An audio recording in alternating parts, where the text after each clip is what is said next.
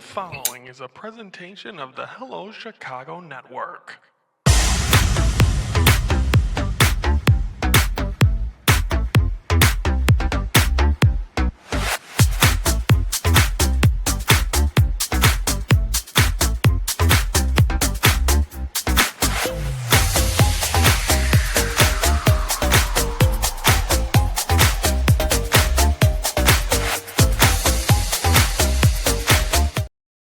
Hello, Chicago Network is on the air. Hello, everybody. I'm Ryan Yanishadis, and it is time to focus for this Monday, November the 17th. And we're going to start it off with the best story in Chicago sports right now, the Chicago Bears.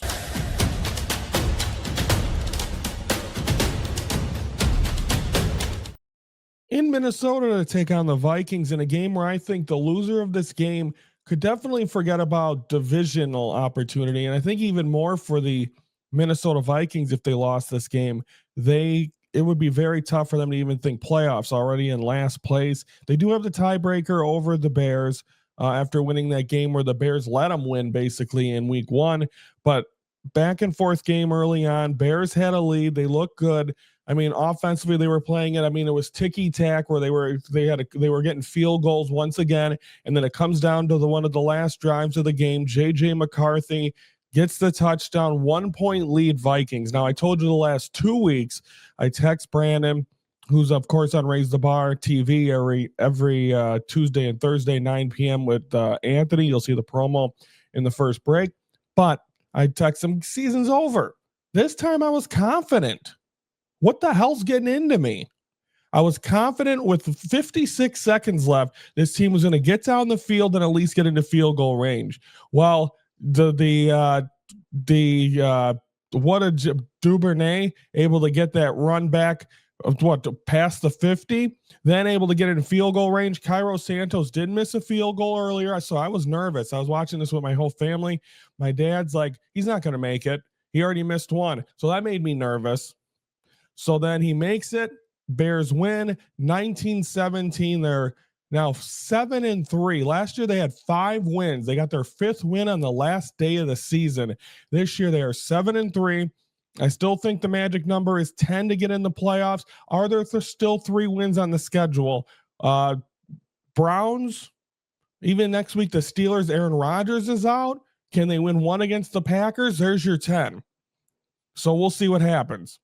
But I think you got to be happy with where this team is. I keep asking Bear fans, when's the luck going to run out? Because they've been lucky these 3 weeks. Is it luck? But again, in this, it counts as a win. You'd rather have the luck going your way than the luck not going your way. So I think you got to be happy with where the Bears are at, 7-3. They're playing really good football. I think there's obviously things they can work on, but they're winning the football games right now, and that's something. And they, ladies and gentlemen, first time I think in Hello Chicago / network history, I can say on November 17th, 2025, after what is this, week 11, the Chicago Bears are in sole possession of first place in the NFC North. Case closed. Now, the last time I was able to brag about that was the Bulls being the 1 seed, and they haven't won a game in a week and a half. So there's that. But the Bears win 19-17. Great job by the Bears. We'll preview their game against the Steelers, which, of course, we'll be doing a live fan focus live. We'll be doing Sunday. So I'll be watching the game with you. You'll be able to see it on Raise the Bar TV exclusively.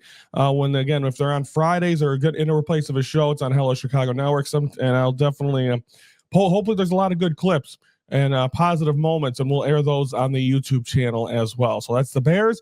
Now let's talk about the Northwestern Wildcats.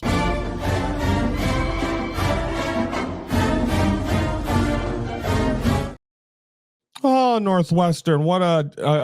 Getting to play at Wrigley Field. Fox did a great job. They did a great job showing Wrigley. Wrigley is a beautiful place. And last year, Brandon and I went, and it was 1 degree. This year it was 60. Didn't go. Of course, makes sense. So back and forth this game was early on. Northwestern had the lead. All they needed in that fourth quarter in their last drive was 1 first down. You get a first down and the game's over. They could not get the big first down to be able to push it. Michigan, they already missed a couple field goals. Opportunity with the final play left, and they get the game-winning field goal. Michigan's kicker gets carried off the field. I mean, Michigan was ranked 18th going into this game, and Northwestern needed one win to be bowl eligible, and trying to do it against a ranked team. Unfortunately, they couldn't do it. They lose 24-22. Again, another one of the games I said last week when the Bulls lost to the Cavs, you get irritated after losses. And I was irritated after that Northwestern loss because they had it. All they needed was one first down to extend the clock, and they would have won. And unfortunately, that wasn't the case. So they lose to Michigan 24-22 at Wrigley. They'll have another game at Wrigley this week. They have against Minnesota. Then they play Illinois. They got to win one of those two games to be able to be bowl eligible. It's what we want. We want to see this team play past the regular season. We got it with the Cubs. Bears are trying to eye that.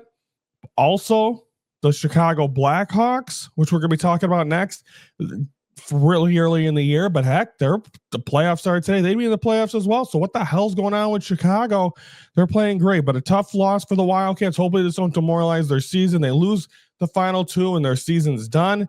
But if they can win at least one of these games, they will play past, which there's only 2 games left, which is crazy as a college football season coming to an end. So the Bears win 19-17 over the Vikings, go to 7-3. Northwestern loses. They're now 5-6 or 5-5. Trying to get one more win to become bowl eligible. See if that'll be the case. Take a time out here on Hello Chicago Network. When we come back, we're going to focus on the Chicago Blackhawks. That's next on the Hello Chicago Network. 124-113. So the Bulls, after that big comeback win over a week ago, they have not won a game since. They were 5-0. They're now 6-5. So they're 1-5 in their last 6.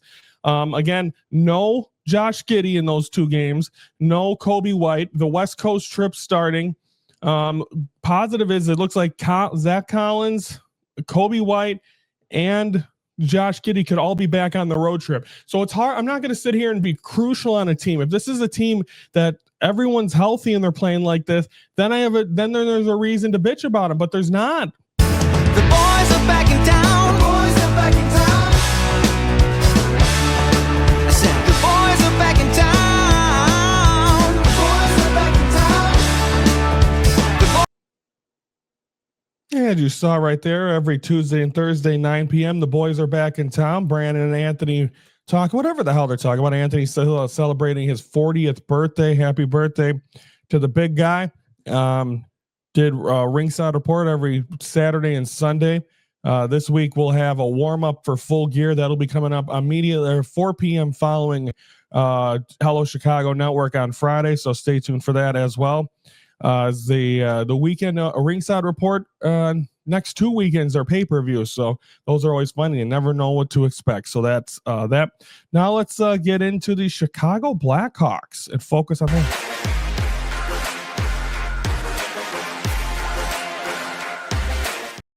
Only one game this weekend, and that was against the Toronto Maple Leafs. This was a back and forth game early on as well. It was close early on. Then the Maple Leafs tied the game. I believe it was 2-2. And then you're looking at this team trying to, you really want to see the Blackhawks play. You want to continue to see them to play well. Then all of a sudden, not much time left. The Blackhawks able to get that 3-2 lead. Smart, well played, and the Blackhawks win of a final of 3-2. The only sad thing is Nick Foligno out possibly a month with an injury. That's not good. He's kind of he's the tough guy in the group. He protects Connor Bedard. So it's hopefully that's not going to affect this team's play. I know he's going to be missed out there on the ice, but hopefully they can bounce back, because Connor Bedard has had a great start to this season. He's really starting to come into his own, and then Nick Foligno being able to be there to be so if anyone tries to touch the kid, he was right there. So now without him, probably for the rest of 2025, hopefully we'll see him after the holidays. But Blackhawks still get a win, and I mean they're third in the Central now, which means they would. I mean, obviously way too early. They're 9-5-3, but you'll take it. 2 games this week for the Blackhawks. Tuesday they'll be home to face Calgary against the Flames. That's a 7:30 start on the Chicago Sports Network. And Thursday they'll be home to face the Seattle Kraken, which means Eddie Olczyk will be back in the house. And also they honored a lot of the former legends of the Blackhawks on Saturday. But that game against the Kraken will be at 7 p.m. on Chicago Sports Network. So that is the Blackhawks. They continue to roll, but hopefully that injury doesn't derail them. But at the same time, keep on rolling, keep playing well, because they are playing some very good hockey right right now, and they're giving us something exciting to talk about because the other team at the Madhouse right now not playing their best, and we'll talk about them next coming up. But now it's time, of course, over the 5 weeks, the 5 shows before Thanksgiving. I'm telling you guys where all the free agents are going in the MLB. So MLB free agent pool. So that is coming up next. So we've already done 2. It's now time for the 3rd one. So now it's time for the most important focus of the day. It's time for the Ryan focus.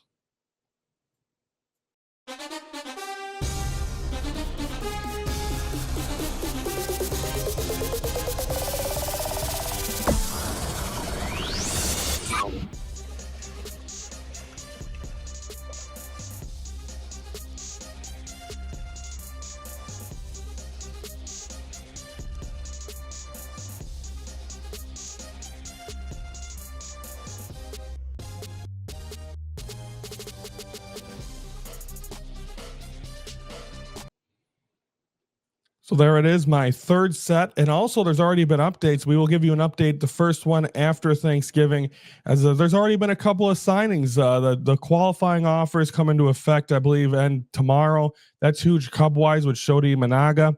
See if he's going to accept the qualifying offer or they're going to have to do something else. We'll see.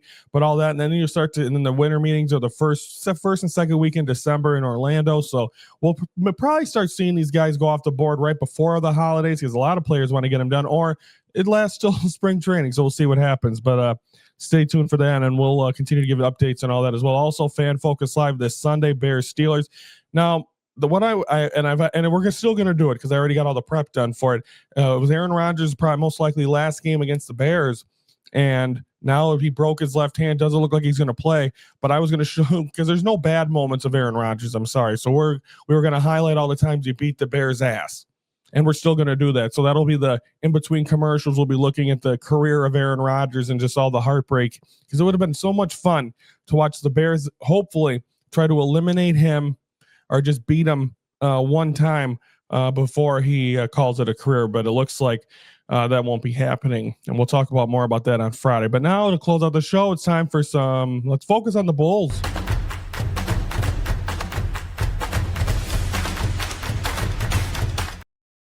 Okay, let's focus on this Chicago Bulls team. One game this weekend. It was Sunday. They had a long layoff too, but the fact that Josh Giddey was in the lineup and Kobe White came off the bench. Kobe looked good.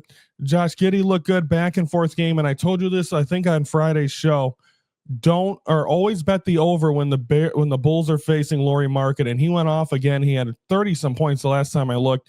Just a lights out game. By the way, I like the jerseys and the floor Utah was going with. And then this game went to double overtime. Kobe White was able to get this one 2 overtime. He was on a minutes restriction. He said his legs were starting to feel a little heavy. It's going to take some time as well. But the Jazz able to get a big 3 to win the game, and the Jazz win it for 150-47. They're now 6-6. They were at 5-0, 6-1 at one point. So they've come back to earth. I think this portion of the Chicago Bulls team, and also they're missing Zach Collins. If they can get back healthy, NBA is the NBA, and you're going to see a team. I mean, right now they're in the play-in spot, but again, obviously there's months left, so you don't worry about that. Just get healthy, play well, try to get in the dance. Like I continue to say, you'd love to see this team be a playoff team, not a play-in team, and hopefully that'll be the case. But so they lose in a double overtime to the Jazz, 150-47. Or 147 in double overtime. And it's not going to get any easier. Tonight it's going to be against the Denver Nuggets. Nikola Jokic, for some reason, Vucevic can't guard guys. So if you want to bet the over again, I would go over on Nikola Jokic. And then Wednesday at the Blazers. So hopefully the Bulls can end this losing streak 2 weeks later. Because I don't think they played really well. I believe they beat Denver in Denver and their hot streak at the end of last season. So we'll see what they'll be able to do here against the Nuggets tonight. That's 8 p.m. on Chicago Sports Network, and Wednesday at the Blazers, 9 p.m. on Chicago Sports Network. So hopefully they can get back on track. It'd be so crazy for this team to start 5-0, and then if they lose on Monday, they are under 500. So hopefully, I'm not going to panic yet. Way too early in the season. You kind of saw this coming with this Bulls team, that they're not going to be lights out, but hopefully that 5-0 start gets them helps them in the long run instead of hurts them. So we'll see what happens. So that is the Bulls. Social media, Chicago sports right now, not too bad, not too shabby. Friday we'll be previewing Bears Steelers, previewing the Wildcats second game at Wrigley against the Minnesota. We'll talk Blackhawks, we'll talk Bulls. Also getting you ready for Fan Focus Live next Sunday, live 12 p.m. on Raise the Bar TV. I'll be with you watching the game as the Bears take on the Steelers and what could be another big crucial game as the Bears try to get 3 more wins. I think that'll get them into the dance. And as of right now, first place in the NFC North. So we'll see if that's the case. Also, don't forget to comment on the video if you like what you see and hear. I appreciate people. I know Eric commented. He's a big Raise the Bar follower. Don't forget to subscribe to the Hello Chicago Network YouTube channel. Every Monday and Friday, 3:12 Central, we are focusing on Chicago sports. So please, we're at 39. I'm looking for a 40th by the end of the year. One person, just hit that subscribe button. Watch Hello Chicago Network, as I love doing this and I love talking sports as well. So don't forget to that, comment, like the video as well if you like what you see. And also at the end of every episode, Thanksgiving night, 6:30 p.m., My Life, My Way 3. The first 2 are also on our YouTube channel. I came out as bisexual about 2 or 3 years ago, so I've kind of traced my life on how things have changed over the years. This one's a little different. I was able to I've been able to finish my baseball season. My bucket list item was to go to Wrigley Field, or not go to Wrigley Field, go to every Major League Baseball stadium. I was able to cross it off the list in April. Did an interview. My fiance Renee was able to sit down with me, talk to me before we went to the first one, and I answered some of the questions. So questions people have asked me, they're all in this documentary. So that'll be airing and premiering on Monday or on Thursday, Thanksgiving night, 6:30 p.m. Central, and that'll be up there for all that. So please enjoy that as well. So that'll do it for us, everyone. Have a great week. We're back Friday, 3 p.m. Then at 4 p.m., we'll have the Ringside Reports warm up of Full Gear. I'm Ryan Yanishatis from the Hello Chicago Network. We're the focus of Chicago sports. This will be legit. This is the first time I'm actually putting it on. And now I feel like I'm in the middle of a press conference where they sit and wait. But I haven't tried this on. Looks good. Feels good.